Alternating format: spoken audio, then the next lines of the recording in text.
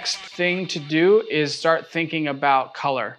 We've talked about color before, but color has a very powerful opportunity to change and create moods. And because this is space, we're trying to reinforce the idea of distance and coldness. I'm going to go with a darker color, but also sort of a cooler color. So a blue or a gray is going to be probably the best bet at this point to sort of capture that feeling of coldness and separation. Again, digitally, you can do this fairly easily just by creating a new layer and working on top of this one so you don't lose your sketch. Add another layer on top of this, and then what I typically do is I'll just drag the opacity down to a lower opacity so I can still see the outlines, but it's not too distracting. And then working on the next layer will mean that I can go in and edit things as I need to. So now that it's time to build out your drawing into a finished piece, there's a lot of considerations to take into account. So far, you've probably been working mostly with a pencil and paper or a very simple sketch. And you now need to take that and turn it into a finished piece. I want to go through the steps that I'd take for coming up with the visual elements that I would choose for specific drawings.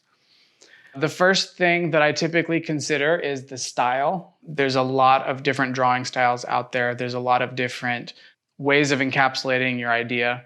If you have your own style that you've drawn before and you like to do, that's a great place to start. If you don't, something that you can do is look up examples of different drawing styles that people have used and see kind of what appeals to you. What are you drawn to? Are you drawn to something with a lot of vibrancy and a lot of colors and without a whole lot of line work? Or do you like very small detailed illustrations with mostly a lot of line work, cross-hatching and things like that?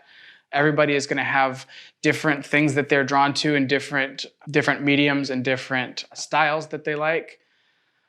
But thinking about your story can help you as well. If you're doing a period piece where it's the 1800s, and you're using a time period to tell a story, that can give you an idea for where to start. If you're doing something that's in the jungle or animal related, there's a couple different styles that you could choose from. There is a style that they used to draw back in the 1800s with a very illustrative, like the Audubon Society approach, or you could do something very cartoonish. Basically, there's no right way of going about doing it. It's kind of what you're comfortable with, what you think you can pull off, and then what fits the story.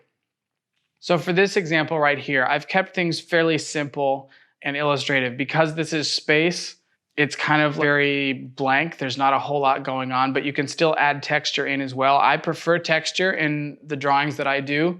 I prefer to see that there's parts of the drawing that have kind of been scraped out and it looks like it was drawn with pen or crayon. There's different ways that you could do this. You could do this with perfect circles and solid colors. It's kind of what you're comfortable with, what you're familiar with.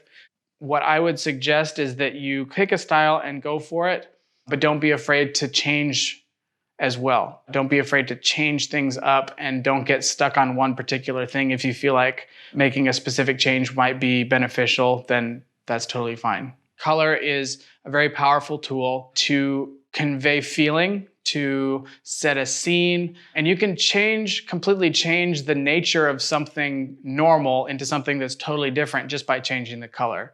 If you change the color of an elephant to a blue or a pink, you have a different sort of perception of the elephant. If you change everyday life into different colors, if you change the colors of the sky or trees, you're creating a different environment, and you can do a lot with color to tell a story.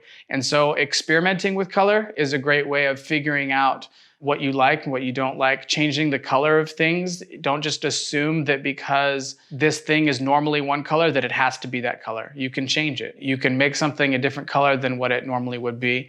Something else to consider at this stage is small details. You can start adding in small details that you didn't add in before. Before, we were focused solely on capturing the feeling and the flow and the relationship of all the characters, but now is the time to start focusing on the smaller details. So as you start creating your piece, Don't be afraid to add in little Easter eggs or small things maybe throughout the pages that sort of bring it to life, the kind of things that will make something interesting to look at rather than something that's very flat and dull. This can be expressions, this can be things happening in the background, whatever it is.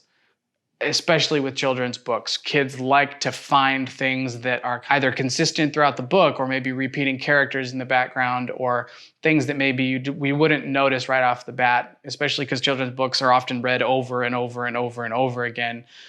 It's good to have things that are sort of pop up that you see, maybe notice after several readings.